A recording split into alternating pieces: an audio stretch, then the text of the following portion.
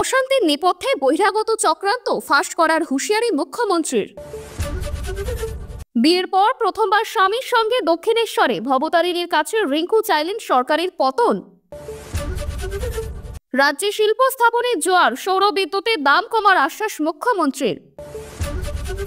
Supreme court আমাদের তালিকা প্রকাশ করতে বলেনি, সাংবাদিক বৈঠকে বললেন শিক্ষামন্ত্রী। যোগ্য অযোগ্য দেখার তো প্রয়োজন নেই, বেতন পাবেন, মন্তব্য মুখ্যমন্ত্রীর। পাল্টা মাইনে নিয়ে মেরুদণ্ডের জন্য বসে আছি, প্রতিক্রিয়া চাকরিহারাদের। সংসদে সুপ্রিম নির্বাচিত সাংসদ যাই মাস্টার, ফের সুপ্রিম কোর্টকে নিশানা জগদীপ ধনকরের। আমি চাইব না আমার রাজ্যে বেকার বাড়ুক, মুখ্যমন্ত্রী। যানবাহনের হর্নে এবার সারাই বাসে তবলার সুর, আইন আনতে চলেছে সরকার, জানালেন নীতিশ গড়কির। পকেটমারি করতে গিয়ে নিজের ফাঁদে নিজেই পা, বিজেপির মিছিলে ধরা পড়ে নিজেই চিৎকার করল অভিযুক্ত। বিশেষ সম্মানে মোদীকেই, প্রধানমন্ত্রীর বিমানের পাশে মাঝ আকাশে উড়ল সৌদি বায়ুসেনার বিমান। এতক্ষণ শুনছিলেন সংবাদ শিরোনাম, এবারে বিস্তারিত। মুর্শিদাবাদে অশান্তির নেপথ্যে রয়েছে গভীর ষড়যন্ত্র। বহিরাগতদের এনে স্থানীয়দের একাংশকে উস্কিয়ে বাঁধানো হচ্ছে অশান্তি। এর পিছনে যে চক্রান্ত রয়েছে তা আমরা ফাঁস করব শীঘ্রই। মঙ্গলবার মেদিনীপুরের কলেজ মাঠের সভা থেকে হুঙ্কার মুখ্যমন্ত্রী মমতা বন্দ্যোপাধ্যায়ের। তিনি বলেন, দুটি জায়গায় ঝামেলা হয়েছে, এর পিছনে গভীর চক্রান্ত রয়েছে, তাই আমরা ফাঁস করব। এদিন মুখ্যমন্ত্রী জানিয়েছেন তিনি আগামী মাসেই অশান্তিপ্রবণ এলাকায় যাবেন, অশান্তিতে ক্ষতিগ্রস্তদের সঙ্গে কথা বলবেন, তাদের জন্য যথোপযুক্ত ব্যবস্থা করবেন। মুর্শিদাবাদের হিংসা প্রসঙ্গে মমতা বন্দ্যোপাধ্যায়ের সাফ কথা, আমরা কেউ দাঙ্গা চাই না। বহিরাগতরা স্থানীয় কিছু লোককে উস্কে হিংসা ছড়িয়েছে, কিভাবে করেছে সেই চক্রান্ত ফাঁস করব আমরাই। যারা মারা গেছে তাদের পরিবারকে 10 লক্ষ টাকা ক্ষতিপূরণ দেয়া হবে বলে ইতিমধ্যেই ঘোষণা করা হয়েছে। যাদের বাড়ি ভেঙেছে তারা বাংলার বাড়ি পাবে। তারপর আমি মে মাসের প্রথম সপ্তাহে এলাকায় গিয়ে বাকিটা দেখে নেব, এমনই বলছেন মুখ্যমন্ত্রী মমতা বন্দ্যোপাধ্যায়। শুক্রবার বিয়ে সেরেছেন। একেবারে আড়ম্বরহীনভাবে 4 হাত এক করতে চেয়েছিলেন দিলীপ ঘোষ ও রিঙ্কু মজুমদার। রিঙ্কু মজুমদার সামলাচ্ছেন সংসার আর শাশুড়ি মাকে। তবে আদতে বিজেপির মহিলা মোর্চার নেত্রী রিঙ্কু মঙ্গলবারই বুঝিয়ে দিলেন স্বামীর রাজনৈতিক মিশনে তিনি থাকছেন কাঁধে কাঁধ মিলিয়ে। এদিন স্বামী ও শাশুড়িকে সঙ্গে নিয়ে গিয়েছিলেন দক্ষিণেশ্বরের কালীবাড়িতে পুজো দিতে। বেরিয়ে এসে সংবাদ মাধ্যমকে জানিয়ে দিলেন তিনি মায়ের কাছে বাংলার মানুষের মঙ্গল চেয়েছেন এবং গণতান্ত্রিক উপায়ে পশ্চিমবঙ্গ সরকারের পতন হোক। আগাগোড়া রিঙ্কু মজুমদারের কথায় রাজনৈতিক বার্তা। দিলীপ ঘরণী বললেন, সবার প্রথম প্রার্থনা করলাম পশ্চিমবঙ্গের মানুষের স্বার্থে অশুভ শক্তির বিনাশ হোক। সেই সঙ্গে রিঙ্কুর উল্লেখ তিনি নাকি চেয়েছেন তারা যেন পশ্চিমবঙ্গের রাজনৈতিকভাবে অশুভ শক্তির সঙ্গে লড়তে পারে, সেই সঙ্গে যেন রাজ্যে যেন বিজেপি প্রতিষ্ঠা পায়, সবাই মিলে যাতে জনকল্যাণের স্বার্থে রাজনৈতিকভাবে সরকারের পতন ঘটাতে পারে। দিলীপ ঘোষ সহধর্মিনী সুরেশ সুর মিলিয়েই বললেন তিনিও সকলের ভালো থাকার জন্যই প্রার্থনা করেছেন, বাংলার শান্তি চেয়েছেন। রিঙ্কু মজুমদার বিয়ের তিনি জানিয়েছিলেন 2013-ই তার রাজনীতিতে আসা। দিলীপ ঘোষের কথাবার্তা ভালো লাগতো। 2015-ই তিনি দলে যোগ দেওয়ার পর থেকেই প্রথম থেকে আমার রাজনৈতিক মতাদর্শ বিজেপি। 2013 থেকে বিজেপিটা করছি একদম গ্রাউন্ড লেভেল থেকে।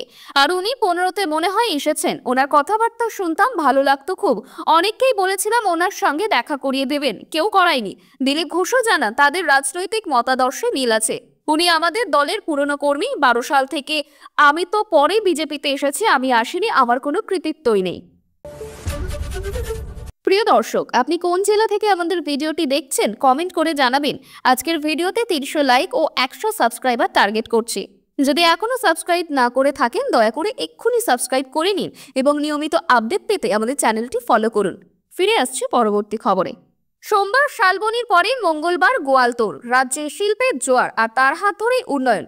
মুখ্যমন্ত্রী জানান গোয়ালতোড়ে 950 একর জমিতে সৌর বিদ্যুৎ প্রকল্প হচ্ছে। পূর্ব ভারতে এত বড় সৌর বিদ্যুৎ প্রকল্প আর দুটি নেই। 80% জার্মান বিনিয়োগ, 20% রাজ্যের বিনিয়োগ। মেদিনীপুর ঝাড়গ্রাম জেলার মানুষ যত বেশি সৌর বিদ্যুৎ পাবে তত বিদ্যুতের দাম কমবে। সোমবার শালবনিতে 2টো পাওয়ার প্ল্যান্টের শিলান্যাস করছি, সেখানেও 15,000 লোকের কর্মসংস্থান হবে। মমতা জানান আজকের এই অনুষ্ঠান থেকে 8 লক্ষ মানুষকে পরিষেবা পৌঁছে দিতে পেরেছি। 212টি প্রকল্পের উদ্বোধন হলো, 110টি প্রকল্পের শিলান্যাস হলো। আগামী দিনে আরো অনেক পরিকল্পনা নিয়েছে। ঘাটাল মাস্টার প্ল্যানের কাজ শুরু হয়ে গিয়েছে, আমি পরে এসে উদ্বোধন করব। আগামী 2 বছরের মধ্যে বিদ্যুৎ উৎপাদন 18,000 মেগাওয়াট হবে। দেউচা পাচামি হয়ে গেলে 1 লক্ষ মানুষের কর্মসংস্থান হবে। এখনো ওই প্রকল্পের উদ্বোধন করিনি। মুখ্যমন্ত্রীর কথা, আমি মনে করি আগে কাজ পরে উদ্বোধন। আমার থিওরি অনুযায়ী আমি চলি।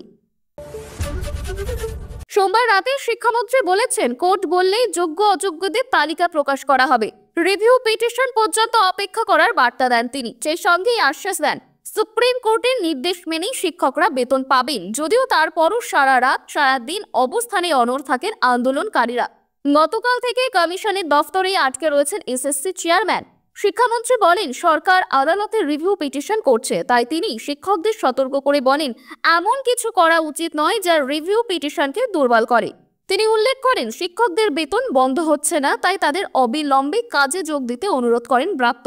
শিক্ষামন্ত্রীর দাবি, এসএসসি কাজ করছে শিক্ষকদের স্বার্থেই, তাই তিনি আর্জি রাখেন আন্দোলনকারী শিক্ষকরা যেন তাদের উপর আস্থা রাখে, ক্লাসরুমে ফিরে যান।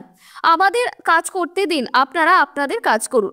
যোগ্য অযোগ্যদের তালিকা প্রকাশের দাবি নিয়ে ব্রাত্য বসুর ব্যাখ্যা, সুপ্রিম কোর্ট আমাদের তালিকা প্রকাশ করতে বলেনি। সুপ্রিম কোর্টের নির্দেশও এমন কোনো কথা লেখা নেই। কোনো তালিকা এসএসসি শিক্ষা দপ্তরকে দিতে পারে, তার ভিত্তিতে শিক্ষা দপ্তরের কাজ করতে পারে, কিন্তু তালিকা প্রকাশের নির্দেশ সুপ্রিম কোর্ট দেয়নি। আন্দোলনরত শিক্ষামন্ত্রীর আশ্বাস, সরকার কোনো কড়া মনোভাব নেবে না, আমরা আলোচনা ও কাজে বিশ্বাসী। সেই সঙ্গেই তার প্রশ্ন, কারো বেতন যখন আটকাচ্ছে না, তখন এই আন্দোলনের যৌক্তিকতা কি? প্রশ্ন ব্রাত্য বসুর। নির্ধারিত সময় পেরিয়ে যাওয়ার পরও যোগ্যের পূর্ণাঙ্গ তালিকা প্রকাশিত না করায় এসএসসি ভবনের সামনে সোমবার রীতিমতো ধুন্ধুমার পরিস্থিতি তৈরি হয়। এদিন মেদিনীপুরের সভা থেকে মমতা বন্দ্যোপাধ্যায় বলেন যে, যোগ্য অযোগ্য নিয়ে আপনাদের চিন্তা করতে হবে না, চাকরি আর বেতন নিয়ে ভাবুন। এদিন মুখ্যমন্ত্রীর কথায়, আপনাদের মনে রাখতে হবে যে যেখানে চাকরি করছেন চাকরিতে ফিরে যান। টাকা কিন্তু ওই যারা আপনাদের উস্কাচ্ছে তারা দেবে না, মাইনে কিন্তু সরকার দেবে। আমি গতকাল সন্ধ্যে থেকে কমপক্ষে 10 বার ফোনে কথা বলেছি। আমি কলকাতায় থাকলে হয়তো 1 সেকেন্ডে মিটিয়ে দিতে পারতাম, কিন্তু যেহেতু আমি মেদিনীপুরে আছি, আমি রাত 12টা পর্যন্ত কথা বলেও দেখেছি কেউ কেউ অনড় আছে যে টেন্ডেন্ট আনটেন্ডেড লিস্ট বের করতে হবে। আরে আপনার কি যায় আসে? কেন অন্যদের কথায় পা দিচ্ছেন? কে যোগ্য কে অযোগ্য আপনার দেখার তো প্রয়োজন নেই। ওটা দেখার জন্য রাজ্য সরকার আছে, কোর্ট আছে। আমরা এভিডেন্স নেব, আমরা কোর্টে কি বলা হয়েছে দেখব। এটা আপনার তো তালিকার দরকার নেই। আপনি চাকরি করেন, আপনার চাকরিটা আছে কিনা দেখার দরকার। আপনি ঠিক মতো মাইনে পাচ্ছেন কিনা সেটা আপনার দেখার দরকার। অন্যটা আপনার দেখার দরকার নেই, ওটা আমাদের উপরেই ছেড়ে দিন। সমালোচনার মুখে পড়েও নিজের অবস্থানে অনড় উপরাষ্ট্রপতি জগদীপ ধনখড় আবারও সুপ্রিম কোর্টের সমালোচনায় মুখ খুললেন তিনি। ধনখড়ের দাবি, দেশের সংসদের হাতে সর্বোচ্চ ক্ষমতা, তাই সংসদের উপর কারো কর্তৃত্ব চলবে না। শুধু তাই নয়, ধনখড়ের দাবি, সংসদের নির্বাচিত প্রতিনিধিরাই আলটিমেট মাস্টার্স। সংবিধানে কি থাকবে সেই সিদ্ধান্ত তারাই নেবে। মঙ্গলবার দিল্লি বিশ্ববিদ্যালয়ে বক্তৃতা করতে গিয়ে ফের সুপ্রিম কোর্টের সমালোচনা করেছেন ধনখড়। তিনি বলেন, যে প্রধানমন্ত্রী জরুরি অবস্থা জারি করেছিলেন 1977 সালে, তার কাঁধে দায়ার চাপে, তাই এই ব্যাপারে কোনো সন্দেহ থাকা উচিত নয়। সংসদের উপর কারো কর্তৃত্বের কথা বলার নেই সংবিধানে। দেশের সংসদে চূড়ান্ত নির্বাচিত প্রতিনিধিরাই আলটিমেট মাস্টার্স। সংবিধানে কি থাকবে তারাই ঠিক করবেন। রাজ্য বিধানসভায় বিল পাস হওয়ার পর রাজ্যপাল এবং উপরাষ্ট্রপতি অনির্দিষ্টকালের জন্য তা আটকে রাখতে পারবেন না বলেই সম্প্রতি ঐতিহাসিক রায় দেয় সুপ্রিম কোর্ট। রাজ্যপাল এবং রাষ্ট্রপতিকে এখতিয়ার স্মরণ করিয়ে দিয়ে বিল নিয়ে সিদ্ধান্ত গ্রহণের জন্য সময়সীমাও বেঁধে দেয় শীর্ষ আদালত। সেই নিয়ে আগে সুপ্রিম কোর্টের সমালোচনা করেছিলেন ধনখড়।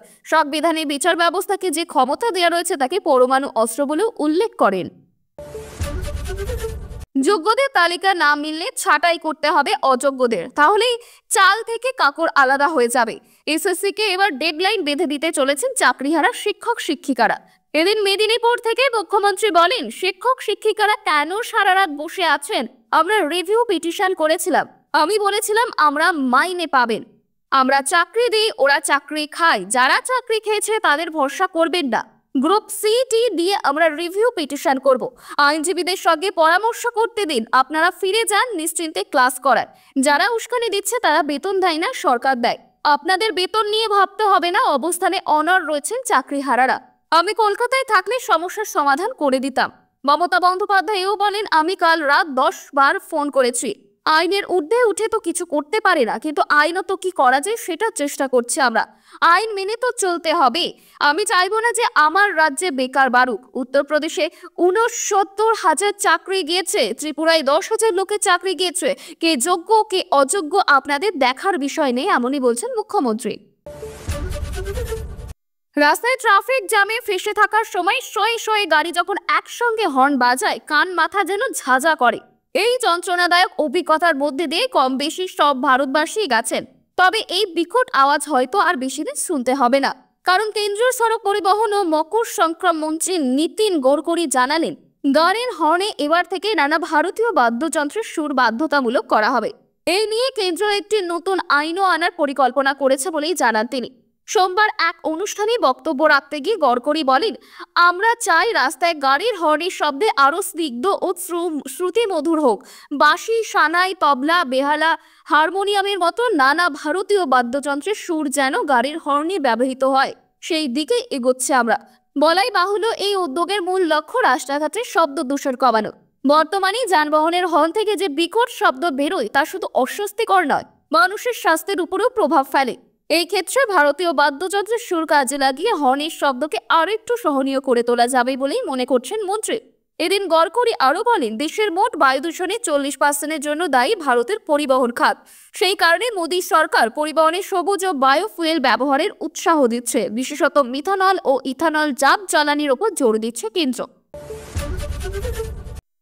চোর চোর চোর স্লোগান তুলে এগিয়ে যাচ্ছে বিজেপির মিছিল, আর সেই মিছিলে এবার ঢুকে পড়ল এক পকেটমার। বিজেপির এক নেতার পকেট কাটায় সন্দেহভাজন এক যুবককে ধরে উত্তম মাধ্যম দিল বিজেপি কর্মীরা। সন্দেহভাজনের দাবি তিনি বিজেপির সমর্থক, প্রতিবাদ মিছিলে এসেছিলেন, তবে পকেটমার সন্দেহে মারধর দেয়ায় কোনোভাবে ছুটে পালান। বিজেপি হুগলি সাংগঠনিক জেলার ডাকে ডিএম অফিস অভিযান চলছিল। মিছিল ঘড়ির মোড়ে আসতে হই হই রব। চোর চোর স্লোগানের মাঝে হঠাৎ পকেটমার ধরা পড়েছে। আওয়াজ উঠতেই দেখা গেল এক যুবককে ধরে চলছে মারধর। পরবর্তীতে কি ব্যাপার ঘটেছে ওই যুবককে জিজ্ঞাসা করলে তিনি জানান যে সে বিজেপি সমর্থক, নাম বিনয় মিশ্র, উত্তর 24 পরগনার হালিশহর থেকে এসেছে। পকেট মারেননি বলেও দাবি করেন ওই যুবক। যদিও বিজেপি নেতা সোমনাথ মৈত্র বলেন, ফিরের মধ্যে পকেটমার ঢুকে পড়ে, আবার পকেট কেটেছিল, যদিও মানি ব্যাগ নিতে পারেনি।